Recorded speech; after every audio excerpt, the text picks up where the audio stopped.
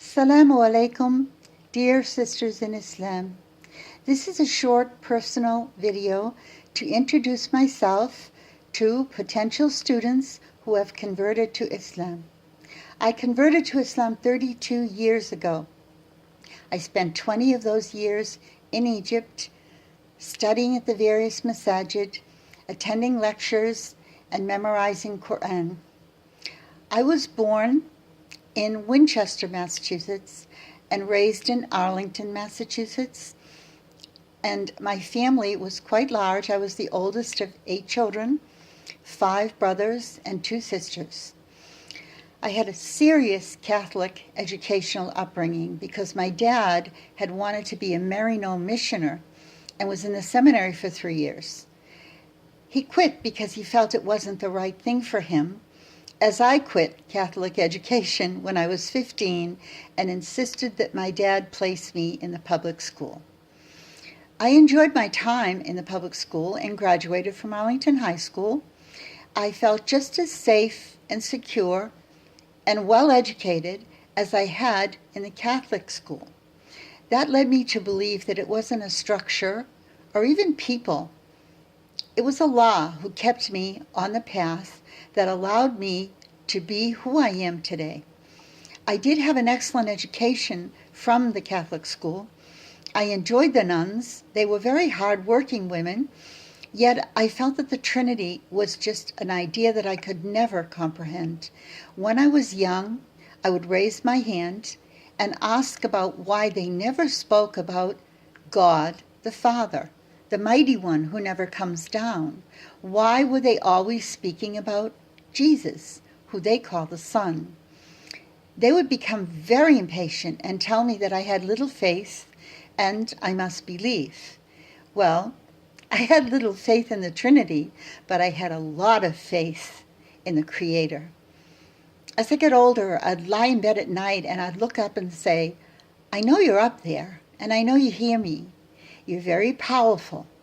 You see, these were Asma Allah al-Husna, Allah's names and characteristics. I hadn't realized it at the time, but I would end up specializing in this particular aspect of Islam called Aqidah, faith or doctrine. And Asma Allah al-Husna is the most important aspect of Aqidah. And that is what I will concentrate with you when we begin our lessons, inshallah. I really look forward to helping you in Quran and Arabic, and I will enjoy very much advising you if you have any sorts of difficulties along your path. Yes, converts have difficulties. Well, I can tell you that the majority of my family has still not really accepted me for who I am as a Muslim. Before I wore hijab, it wasn't that much of a problem. It was after I wore hijab where they became really upset. They don't understand why I won't go to parties. They don't understand why I don't celebrate holidays. And they don't understand why I won't shake hands with men, why I won't sit at a table where there's alcohol. You see, in my family, we used to have many parties. You know, we're Irish after all. The Irish tribe is well known for drinking alcohol. So it's almost impossible to be anywhere with Irish people without seeing alcohol. Sisters, you're going to have to be strong, and you're going to have to refuse to do what Allah does not approve of. One of our creeds is love what Allah loves and hate what Allah hates. There are many different aspects of being a Muslim. The most important one is that you recognize Allah is the only one that can tell you what to do, because He's the only one who's going to judge you at the end of days when you return to your Lord to gain the paradise, or, sorry, yes, hellfire is real. Now, once you know and you believe in Allah, and you believe in His angels, and you believe in His messengers, and you believe in the books that were brought, you must believe in something called qadar, which is your destiny, written for you before you were born. My own personal experience is a bit amazing, actually, because I was raised, well, my dad was a millionaire. Yes, he was president of a life insurance company. Now, life insurance is really depending solely on riba, interest, which is forbidden in Islam. I didn't realize at the time my life was one of country clubs, yacht clubs, our 15-room home, mansion some might call it. But I never really cared about material things. I always preferred the spiritual aspect of life.